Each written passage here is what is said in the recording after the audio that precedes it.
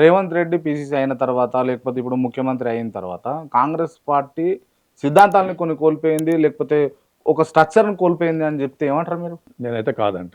ఉం? కాంగ్రెస్ పార్టీకి కాంగ్రెస్ పార్టీతో పాటు డెఫినెట్గా రేవంత్ రెడ్డి గారు కూడా కొంత బలాన్ని చేకూర్చినటువంటి పరిస్థితి. ఇటువంటి ఉద్దండలందరిని పక్కన పెట్టి ఎందుకు పగ్గాలన్నీ కూడా రేవంత్ చేతికే ఇచ్చారు అని అంటే ఆవేళ ఉన్నటువంటి పరిస్థితులు ఆయన పీసీసీ ప్రెసిడెంట్గా పనిచేశారు.